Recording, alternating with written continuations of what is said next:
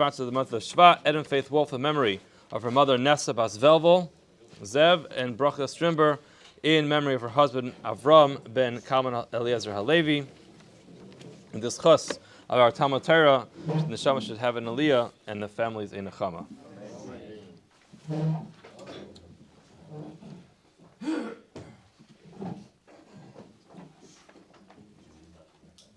We're beginning today on Daf Nun Aleph, Amud Aleph. We are 4 lines from the top.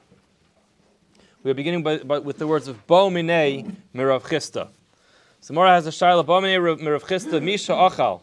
A person ate something, V'shasa, and he drank V'loi Berach. Mao Sheyachzer V'yavarech. What is the halacha with regard to going back and making a bracha?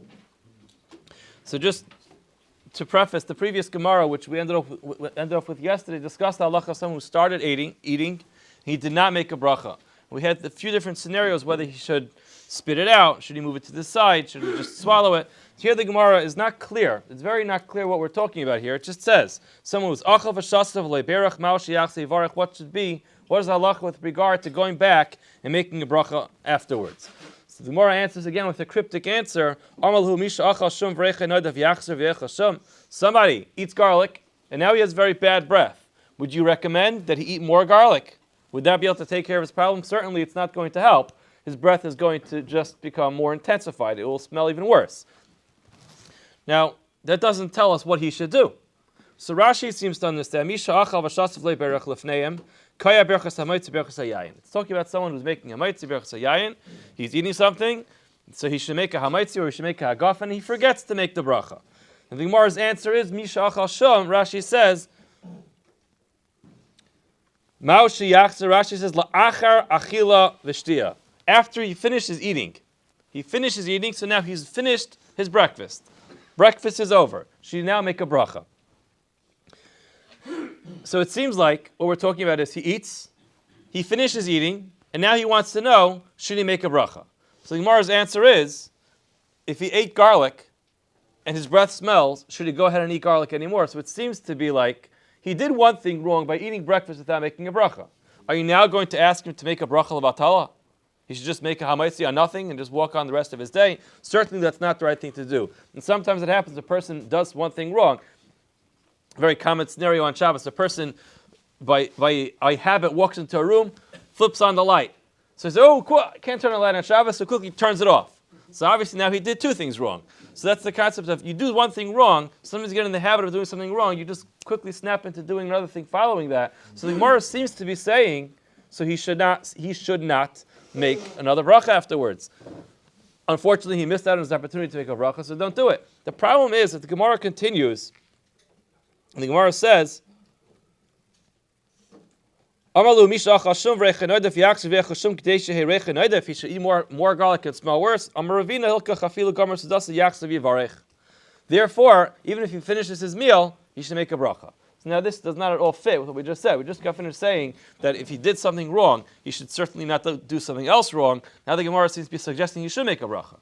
So the Gra, if you look at the Hagayos HaGra on Rashi, he understands that the Gemara's question had to have been something else. The Rashi says, Mao sheyachzer la'achar achila ushtiya, explains the Gra, that's a mistake. It should say, if you look in there, it says, be'emtzo achila ushtiya. So he's in the middle of the meal. What should he do? So again, it really drops the level of the drama. The question doesn't seem like such a big question.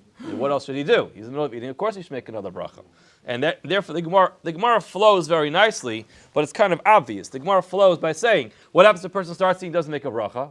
Should he continue without a bracha, or should he make a bracha? And the Gemara gives the obvious answer. What's wrong with this guy? Just because he ate the first half of his meal without a bracha, why should he continue eating the second half of his meal without a bracha? So, according to the way the Gra makes the Rashi read, it fits. The problem is with the next Rashi, it doesn't really seem to fit so well. The bottom line is that this Gemara is a little bit difficult to understand, but ultimately, the Rosh writes that if he finishes his meal, he cannot make a bracha. Unfortunately, he lost his opportunity to make a bracha, but the Gemara does say, so he should go ahead and make another bracha. Exactly what it's referring to, according to the Gra, it's talking about he finished what he's eating. The Tanya, for it says in a Brisa, Taval va'ala Person goes to the mikveh, his taiva v'ali comes up. He taivels himself, and then when he comes out after he does the tefillah, he makes a bracha at that point in time. So the Gemara seems to be backing up its case that you can make a bracha on something even after it's done. Person goes to the mikveh, he taivels, he comes out of the mikveh, and then he makes the bracha on the tefillah. So it seems clear that even though you missed the bracha beforehand, nevertheless, you can make the bracha after. The Gemara says, "V'loihi hasame kara gavra lechazi, hachame kara gavra chazi, v'hel v'idchi idchi." You cannot. These two cases are not at all comparable. One case is talking about a berachos hanenim. A berachos hanenim has to be before you eat it. The person was perfectly suitable to make the bracha before he ate his meal, and he missed it, so he lost out on his opportunity. Whereas a person who's going to the mikvah, the Rashi seems to be understanding, it's talking about a case of a balkari. A balkari is somebody who's not allowed to make a bracha. He's also b'divrei Torah.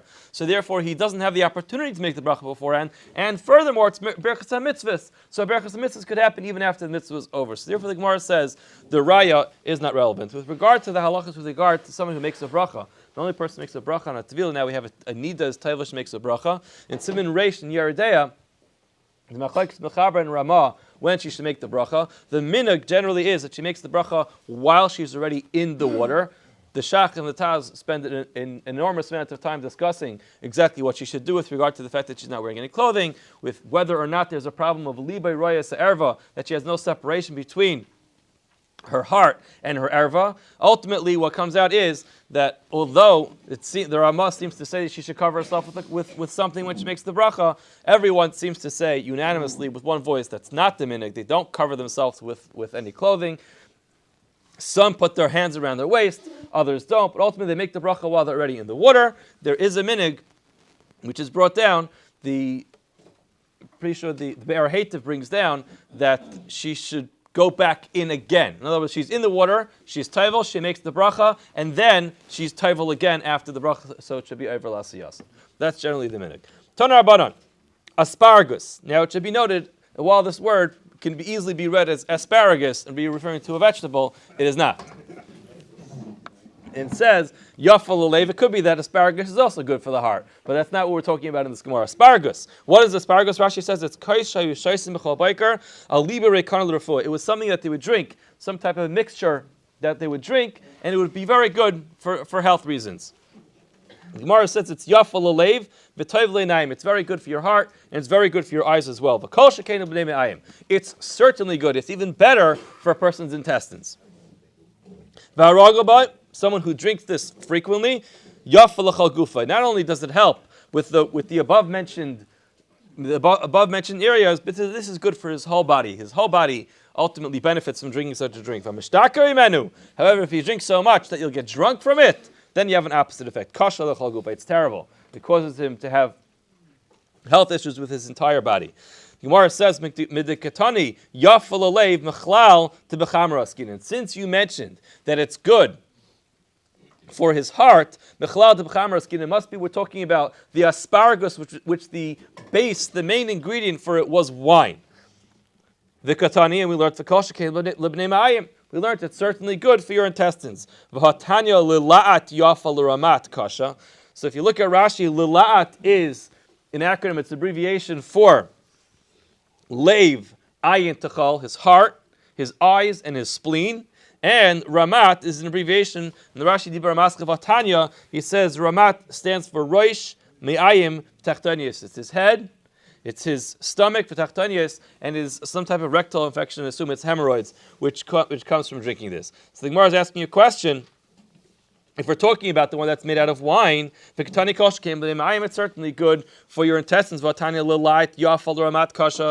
good for the lave, the ayin, and the tchal. It's good for the heart, the eyes, and his spleen. But l'ramat, for his roish, his me'ayim, his intestines, it's no good. It causes him to have difficulties. Kitanya, he answers the Gemara. When was that said? That was said b'miyushad. That was if it was aged wine. So it really depends what type of wine you're using. Consult your local doctor to find out how to make this potion. I don't know exactly what it looks like and exactly how long it has to be for it to be considered miyushan. Kiditnan. For we learned in a Mishnah in the Darim, Kainam Yayin Sha'ani Tayin Shayayin Kasab Ayin. A person says, you know what? I'm not drinking wine anymore. It's very bad for my stomach. No more. I'm done with wine. Amrulai, Yafa. They said to him, hold on a second, you're making a mistake. Your neder is made on false pretenses over here. The premise of your neder is that you're refraining from drinking wine because it's not healthy for you, it's not good for your intestines. But I've got some news for you. That's only true when it's new wine, when it's fresh wine. But if it's miyushin, if it's aged wine, it would be fine. And he was quiet. In other words, he didn't protest their suggestion. It is mutter for him to drink old wine because clearly he is defining his neder by what they said to him, and his neder was clearly only made assuming that it was bad for his health. So you see clearly that there's a difference between new wine and old wine with regard to his health. Tana Rabbanan. The Gemara continues. Shisha dvarim ne'emru ba'aspargus. There are 6 things which you learned about this drink aspargus. Number 1, ein shayis noisei ela kashu chai. You should only drink it when it is chai, and it is not diluted. It's not mazog. Rashi says. Umale. It should be full.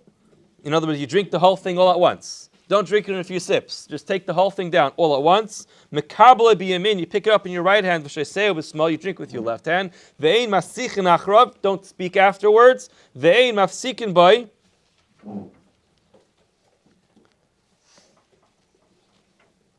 The ve'ein mafsikin by means he drinks it all at once. So ve'ein mafsikin by means he drinks it all in one drink. Don't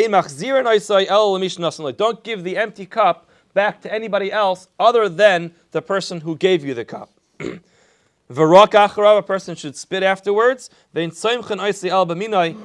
eat anything else afterwards unless it is made from the same type of food that was used to create this drink.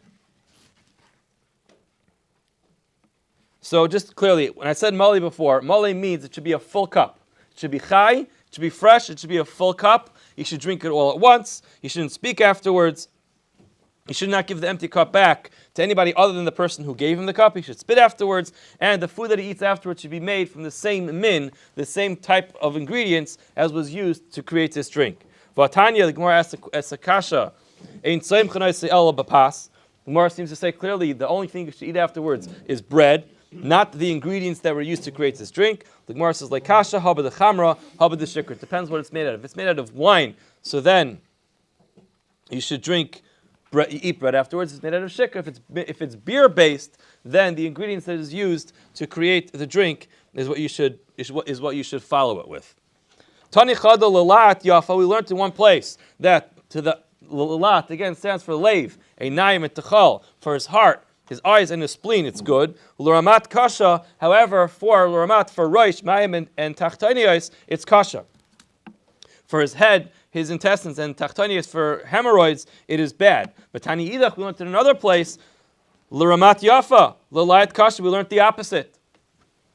Now that we understand that there's a difference between the 2 different types of asparagus. One asparagus is made wine-based, and one of them is beer-based. So we could settle all these steers by saying that we're discussing 2 different types of asparagus. Tani chada, rak acharav, laika. Tani idach, loy rak acharav, laika. We learned in one place that if you spit afterwards, then it will be bad for him. And then we see in another place that if you do spit afterwards, it's bad for you. So which one is it? Should I spit or should I not spit? The Gemara says, the chama, the shikra. Again, it depends which type you're drinking. Whether it's going to be wine-based or it's going to be beer-based. Amar Ravashi, hashad amrat le'raka acharav. Like now that you said that there's a scenario where not spitting afterwards is actually bad for his health. Since it can cause a sakana, it's dangerous to this person not to salivate, not to spit afterwards. Therefore, it is permissible for the person to spit even if he's standing in front of a melech, where it would normally be considered to be a disrespectful thing to spit. But since he's doing it to protect himself from a potential sakana, it would be mutter to do that. The Gemara continues. Amar Rabbi Shmuel ben Elisha. Rabbi Shmuel ben Elisha we've heard of him before in this Masechta, and he had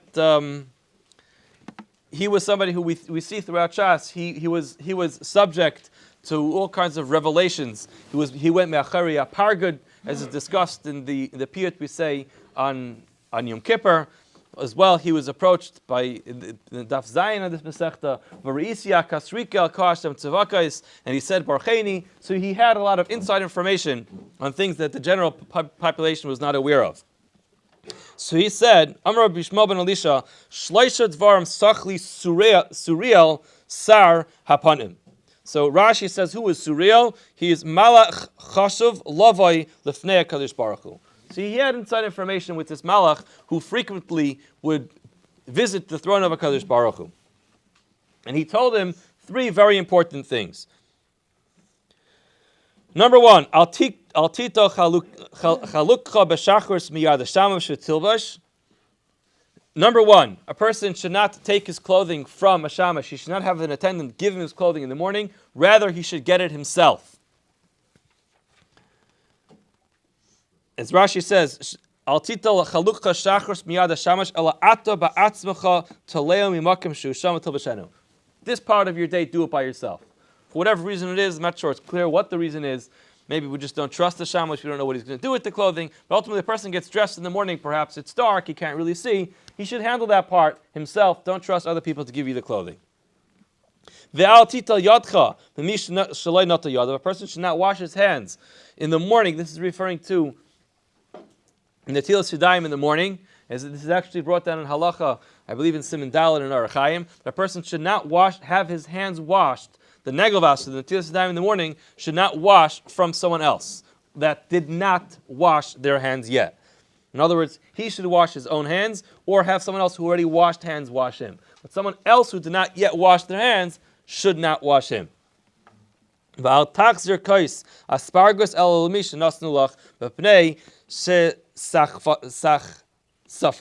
a person should not give back this kais of asparagus because of this tisach safis. Rashi says it's shem chabur shedim, has to do with some type of demons. I'm not going to claim to be an expert on that topic. But Amrila, others say it has nothing to do with shedim. Rather, the reason why I should not give it back to anybody other than the person who gave him that cup to start with is because of istaglanis. What's istaglanis? Rashi says it's malachi chavala. Again, similar concept of malachim, who are evil malachim who are coming to do damage. So ultimately, this is something which is very difficult to understand, but in as much as someone is drinking asparagus, he should make sure to give the cup back to no one else other than the person who gave it to him. Istaglan shamalachi chavala. The Gemara actually continues. Amir lo istaglan shamalachi chavala is matzpin lo la'adam v'armirim ema sayavay adam l'day echad midvar halalu. V'yilka, they say these malachim they're simply standing there waiting for someone to do one of these three things. They're waiting for a person to either have himself get dressed from somebody else, or have someone else wash his hands in the morning, or they're watching to see who's going to give back this cup of asparagus to someone else other than the person who gave it to them. And as soon as one of these things happen, they jump on the guy and they get him. So this is something a person should stay from. It sounds like a very harsh lashon in the Gemara. They are mitzapin leil adam. They're waiting. Like the Gemara says, after a person goes up lachamei vastim, they ask him, "Tzipisi the Yeshua, were you longing for the Yeshua?" So these malachi chavala, they're mitzapin leil adam. They're waiting for a person. When we find a person who's going to violate one of these things, and immediately when they find somebody, they trap the person. So it's not something to take lightly. A person should certainly be careful. That really the only two things that are relevant to us is getting dressed in the morning. Do that by yourself. For all those who have servants who are bring them their clothing. But more relevantly, with regard to washing your hands in the morning, if someone needs the service of someone else to wash their hands for them in the morning, just make sure that person already washed his hands. Amar Yeshua ben Levi, Shleisha Dvarim, Sachli Malach HaMaves. Yeshua ben Levi revealed to us three things that the Malach HaMaves informed him of. Number one, Altita Chalucha Shachris Miyad Shamish, the same thing. He should not take his clothing from someone else. V'tilbash Altita Yadchu Mimish Natal Yadav. Person should not wash his hands in the morning from someone who did not yet wash his hands. Ve'al tamay lifnei hanashim b'shah shechayzres min hameis. Ve'pnei shani mirakit u'bal lifneim v'charbi b'yadi v'yeshli rishos lachba. So the first two are the same two that we mentioned earlier, and the last one is, there used to be a concept that they would hire women as wailers who would come to funerals to kind of make the spirit of the levaya, to cry at the levaya. And this is something which was frequently done. So the Malach HaMavos would say, don't greet these women when they come back from the levaya. Why? Because Shani Marake de Balafneim, I am dancing in front of these women, and at that time I have my sword. He's the Malach HaMavos. His sword is very potent. And he has Rishus, Lachbal, he has Rishus to go ahead and cause damage to anybody who he bumps into. So what does the Gemara say? So what should you do? Vi'i paga. So we can't just give a statement like this without giving a solution, because people go to levayas all the time. Vi'i paga. If you're going to meet this group of women, what should you do? Linchef miduchtei. Quickly, just scoot out of there as quickly as possible. Linchef miduchtei arba amis. Just run away. Get 4 amis right away. Just get out of there quickly.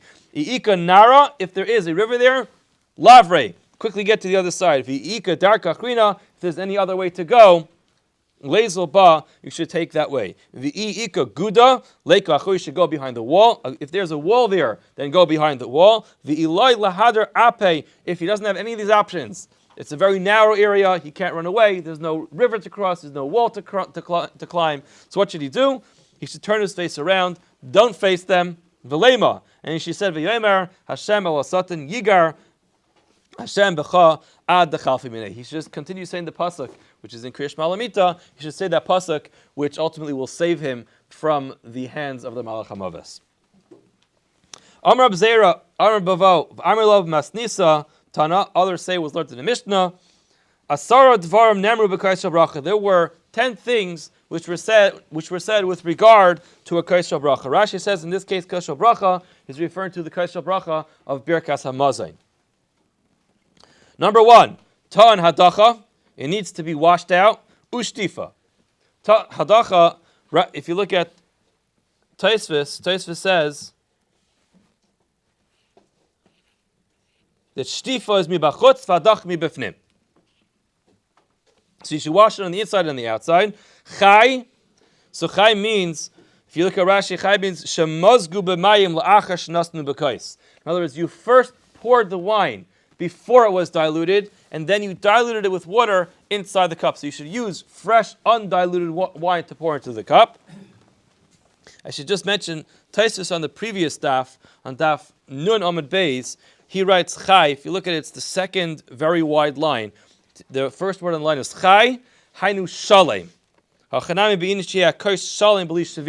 That a cup should not, a kais which you're using for a kais shabracha should not be at all broken in any place. So in other words, even if the kais could hold the proper amount of wine, and there's a hole in the kais higher than that area, nevertheless, such a cup should not be used for a kais shabracha. So umale, it should be full. Itor v'ituf, we'll discuss what itor v'ituf means very soon. It literally means itor is a crown. V'ituf means it's going to be wrapped. Neitel b'shtei yadav, he should pick it up with both hands. V'noisna b'yamin, and then transfer it to his right hand. Magbiyah min akarka tefach, he should pick it off of the ground. A whole tefach. While he's making the bracha on it, he should hold this cup up off the ground, the tefach. V'noisin einav bay, he should look at it. V'yeshemim af meshagoy b'matana l'anchei beisai, he should, after he makes the bracha on it, he should send it to anchei beisai, which refers to his wife.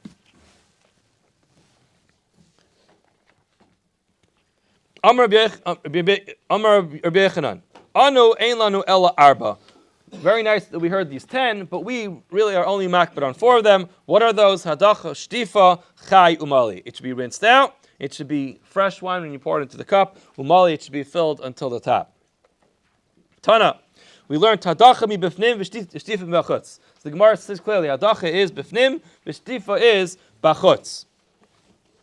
So just getting back to what I was referring to in Tosfos earlier, Tosfos writes, in that Tosfos, shtifa, v'adacha v'achutz, it's upira shri dafka she'ena kais yafa she'en by shirei kaises. Aval imhu yafa b'lavachi shaper dami. If the cup is clean, you do not necessarily need to wash it. So this is al pi halacha. If you go through the sugya in halacha, it seems clear that if the cup is clean, you don't have to wash it. Nevertheless, the Shmir Shabbos Kachasa, he writes down al pi Kabbalah, a person should always wash his kiddush cup and any cup that he uses for benching, for avdallah. Always wash it out mibefnim ubachutz before you use it, even if the cup is going to be clean. A person makes a bracha on a kos malei, a full cup of wine. We give him a nachla inheritance, b'li mitzarim, without any boundaries. Shenemar umali berachos Hashem yom v'darim mirasha. It will go. His bracha will be very expansive. He ultimately comes to inherit two worlds, olam hazeh and olam haba. Now the Gemara comes back to Itor. I mentioned earlier that the person should, one of the 10 things is Itor. The Gemara is going to explain now what Itor is. Itor of Yehuda, he says, Matreo b'talmidim.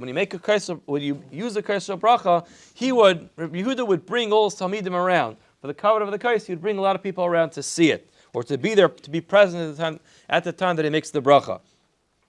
Chista is ma'atalei benatli.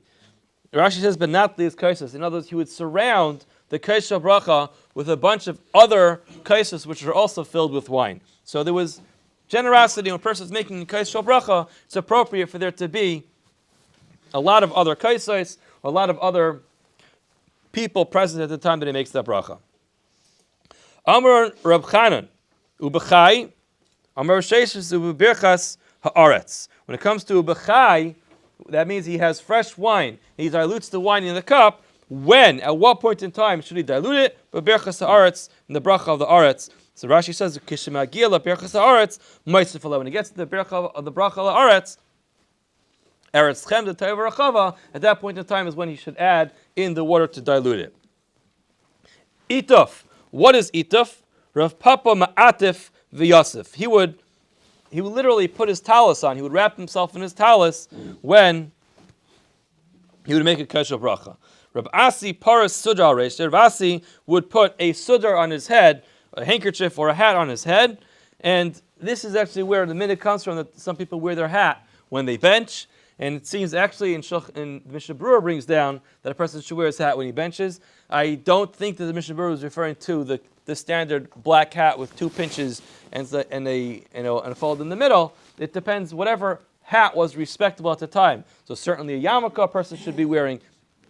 If he's a hat wearer, perhaps he should wear his hat. If he's living in the times when, modern times where most people don't wear hats, perhaps this halakha is not relevant. It's not a din in a hat, like a black hat. It's the din is that a person should be dressed appropriately, formally, the way that people present themselves in a formal sense, in a dressy fashion, is how he should make a kaisel bracha. So again, it is a makar for a person to wear a hat, but not necessarily does it mean the black hat that we're referring to today.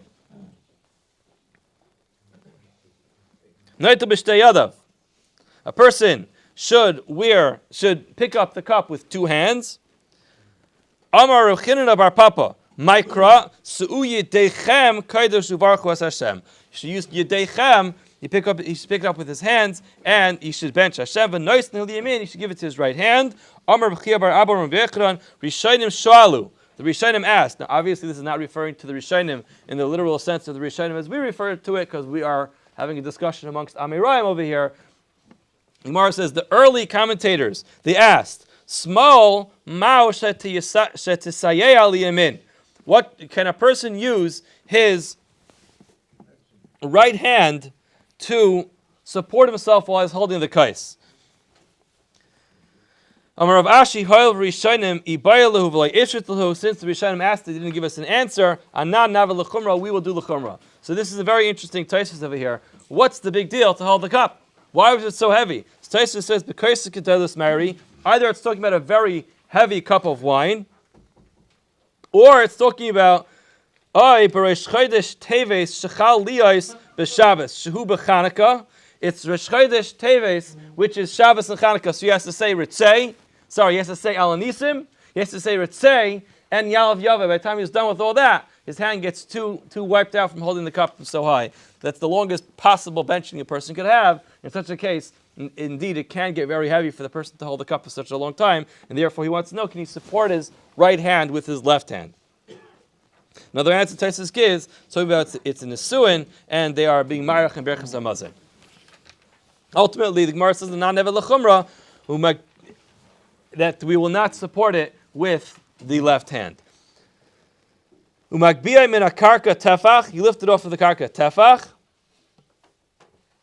Amar Rav Acha Bar Chanina, Mikra, what's the pasuk tells you should lift it off of the ground at tefach? Kais Yeshuais Esa. The pasuk refers to the Kais Yeshuais Esa, I will lift it.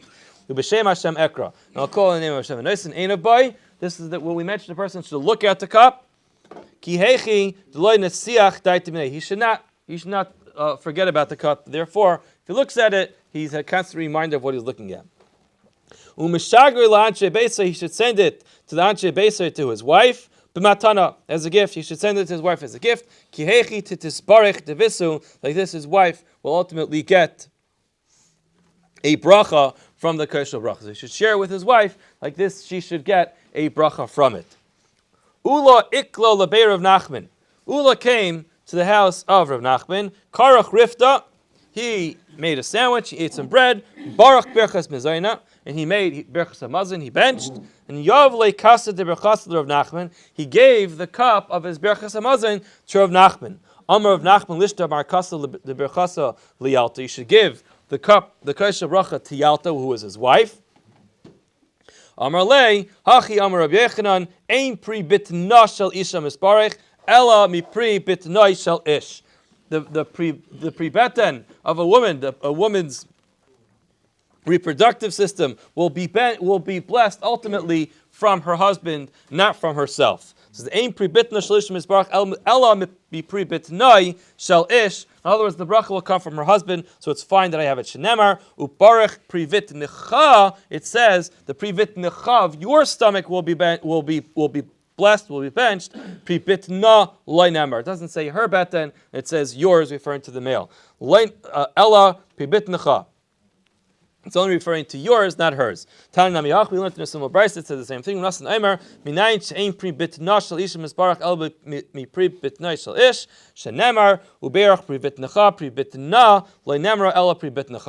ultimately, the bracha that a woman has comes through her husband. Listen to this. This is wild. She was paying attention. The house wasn't so big. She probably was there and helped to make the sandwich, and she hears this conversation. They're saying, should you pass it to her? Should you not pass it to her? Nah, she doesn't need it. Her bracha comes from somebody else. Hadahachi shama Yalta. In the middle, Yalta heard all this. Kama beziara. She got up with fury. She was very upset. But also the bechamra. She went to the wine store, the wine cellar. V'tavra dalad mea dani dechamra. She broke 400 barrels of wine. Pretty intense. So he could have shared one cup of wine and saved himself 400 barrels of wine. Now, obviously, 400 is an exaggeration. It's just to bring the point out. And she did this ultimately to make a point that it's not the wine that she was concerned about. It was the concept. It was the principle of the matter. Amar of Nachman nishter lahumar kasa achrina. So he said, all right, look, it looks like things are getting a little bit out of hand over here. All right, we'll send her a cup of wine. Could you please go pour her another cup of wine? Shalach, she sent back and she said, Kol hai nivga de berachasa he shalach la kol hai navga de berachasa and he shalchalei. So they sent her this cup of wine. Rashi says it's kais kamai lishti mar nagva. They sent her a cup. In other words, they sent her this cup full of wine, and she sent back shalchalei mhaduri mili. Mimasmartute kalmi. Maduri mili means mimachzari be'yares. People who go around, peddlers who are peddling their goods. I don't need that. Mimasmartute kalmi. From worn out clothing, you'll make rags. In other words, thank you very much, but no thank you. Because she was insulted, she's upset. She was making a point that was not the proper way to treat her. Amar Abasi, Emasichin al kais shel bracha. A person should not speak on a once he picks up the kais shel bracha, Rashi says, the time that you pick it up until you make the bracha, a person should not speak. Person should not make a bracha on a kais shel paranis. My kais shel paranis is ultimately punishment. What is the kais shel paranis?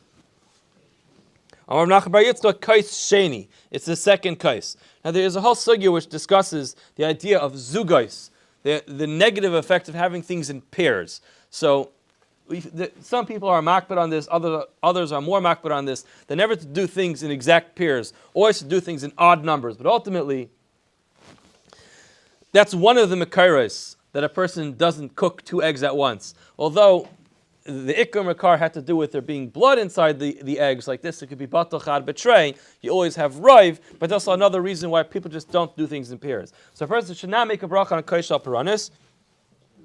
Tanya mihachi kais hashaisa kiflayim lo yivarech mishmish nemer hikain likras lekachi Yisrael v'hai lo misakin. A person should prepare himself properly in an appropriate fashion when he is giving a bracha to Hashem. V'hai lo misakin. A kais shel paranis is not a tikkun. It is to the detriment. Amar bavo v'amar lo b'masnisa tana ha'echel mahalech. The person who's eating and going mevarech ma'um, and he can make a bracha standing. Ukshu oichel ma'umad, when he's eating standing, mevarach miyoshev, he should sit down when he benches. Ukshu meisev oichel, a person is reclining and eating. Yoshev mevarach, he should sit up and then he should bench. V'hilchasa b'kulu yoshev mevarach. The halacha is, a person should always be sitting down when he benches. He should not be standing, he should not be moving, he should be sitting down. And Taisva says, since Berachos Hamazon is a mitzvah midaraisa, therefore a person should always be sitting when he benches, and this is actually very important. Sometimes you see people on the go, and you quickly eat something, and then on the go you quickly want to bench. That's not the right thing to do. A person should sit down and bench. So it'll take him a couple more minutes. Hadron alach shleish sha'achlu. This concludes the 7th parak Maseches Berachos. We begin right now with parak Elu Dvarim. So there's a long mission over here which lists off a number of the disputes between Beis Shammai, the school of Shammai, and Beis Hillel, and the school of Hillel, with regard to how a person should conduct himself when he is eating. The Mishnah starts, Elu Dvarim sheben Beis Shammai u Beis Hillel b'seuda. The following are the differences between Beis Shammai and Beis Hillel. Why is seuda? Beis Shammai omer mevarech al yom.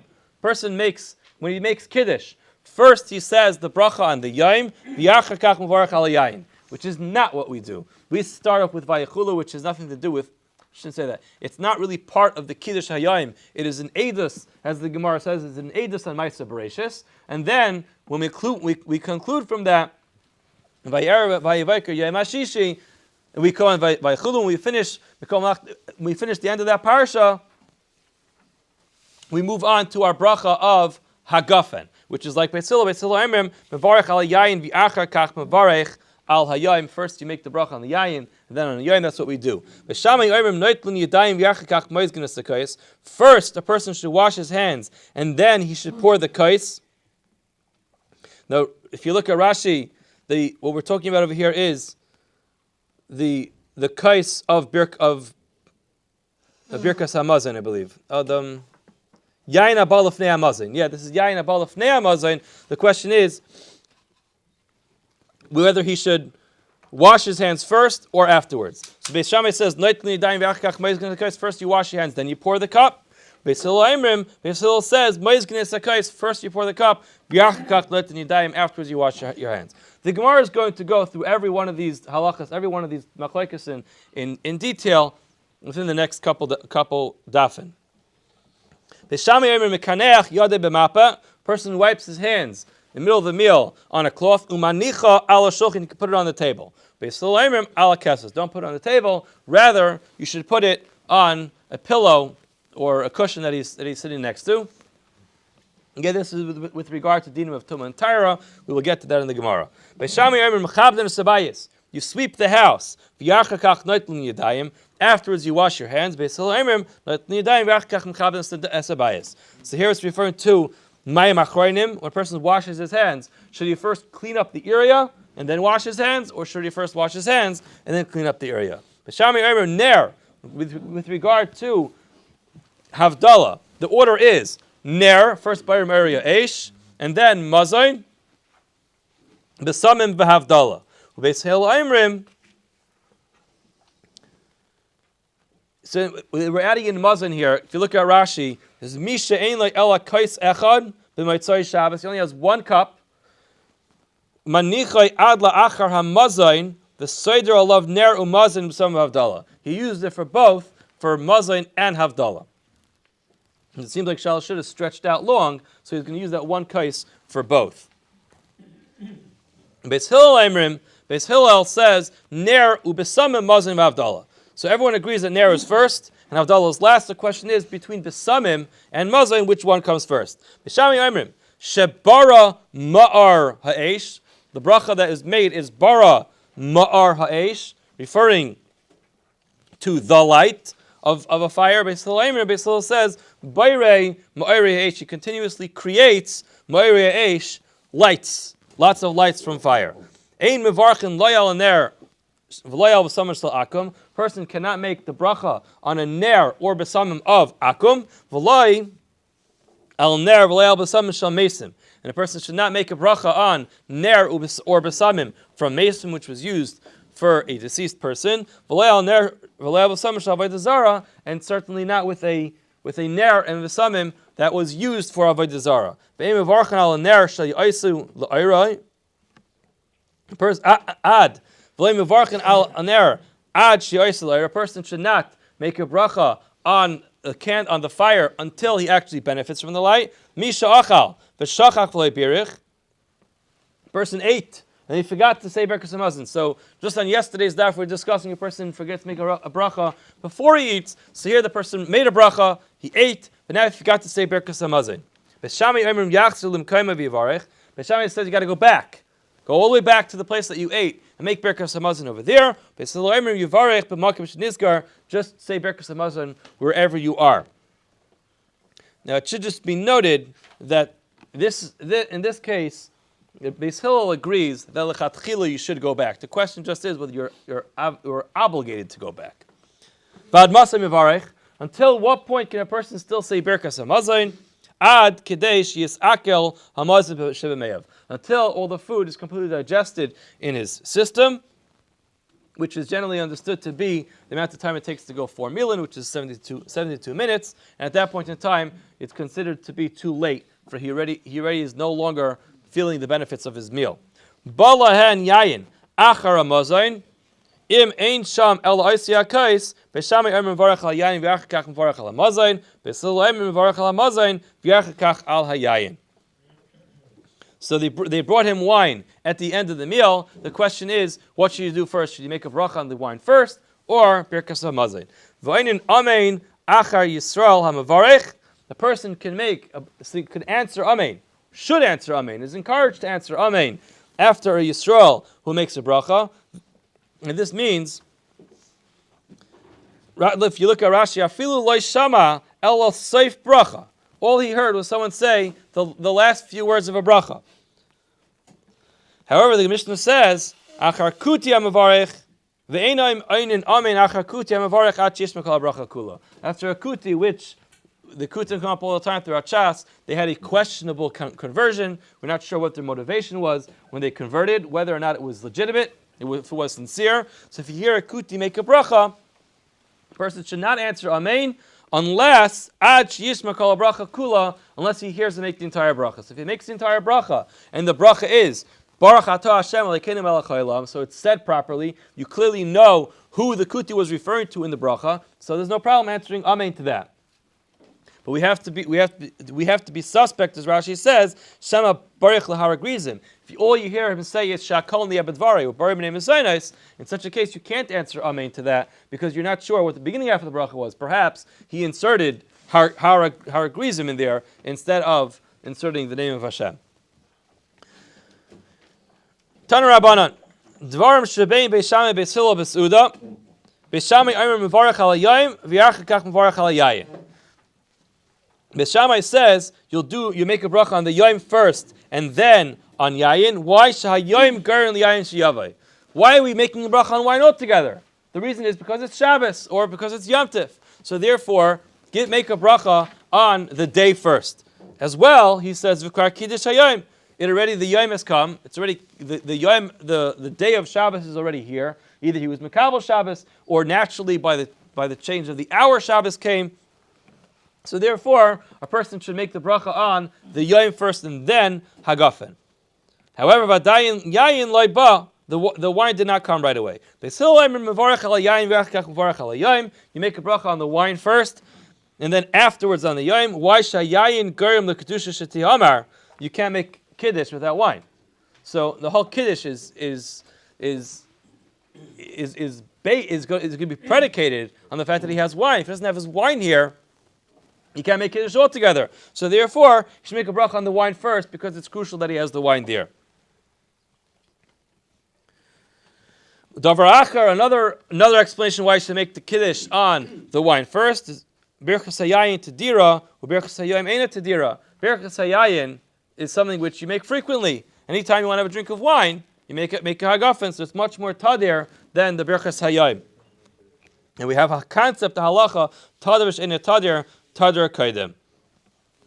And as Rashi points out, Rashi writes this is from a Seches Vachim, as it says in the pasuk, Milvad oilas habayker, asher oilas hatamid tasu es eila. So it seems like, as Rashi points out, it's milvad mashmala achar shehikravtem atamid takriva musafim. After you bring the regular karbanos of the day, which are frequent, they happen much more frequently, then you should bring the additional karbanos. We see clearly that anything which is done more frequently is going to take precedence with regard to a bracha. The Gemara continues, Halacha kedivrei Beis Hillel. The halacha is like Beis Hillel in this case. Oh, sorry, I skipped something. Halacha kedivrei Beis Hillel. So, my davar achar. What is the davar achar? Why did the Gemara have to give two reasons for Beis Hillel? V'chitema hasam tarti v'achachadi. The Shammai gave two reasons for they explained their opinion with two reasons, and Beis Hillel only has one. So Chanami Tartin, and we also have two reasons. Berachos hayayin tedira. First of all, it's tadir. Berachos hayayin eina tedira. Metadir tashen tadir kaidem. Ultimately, says the Gemara of Halacha kedivrei Beis Hillel, we paskin like Beis Hillel. The Gemara asks, Pshita. Of course, we paskin like Beis Hillel. Tanafak Baskal. Now, Baskal already came out and said that we paskin like Beis Hillel. Baskal, Gemara says, perhaps this memor that was said, that we paskin like Beis Hillel, was said before the Baskal came out. So indeed, we did not know this as an absolute certainty. We always paskin like Beis Hillel. Alternatively, says the Gemara, this was talking about after the Baskal came out. However, Rabbi Yeshua, the Amar, we're going to look at Yeshua, which says we don't listen to a Baskal. It's actually a fascinating Gemara in Meseches Bav Mitzia, where there was a machlekes over there about a specific oven, whether it can become tamei, and it was back and forth, and a Baskal came out, and ultimately we did not listen to the Baskal because Torah is lav b'shamayim he. Torah was given to Bnei Adam, and it is our responsibility to be mechaded with each other b'halacha, and ultimately to find out what the proper halacha is, and therefore, despite the fact that the halacha came out, the Baskal came out and said we paskin like Beis Hillel, nevertheless, we still need to use our own judgment, and that's what the Gemara says halacha ke Beis Hillel. We will stop here. Have a wonderful day.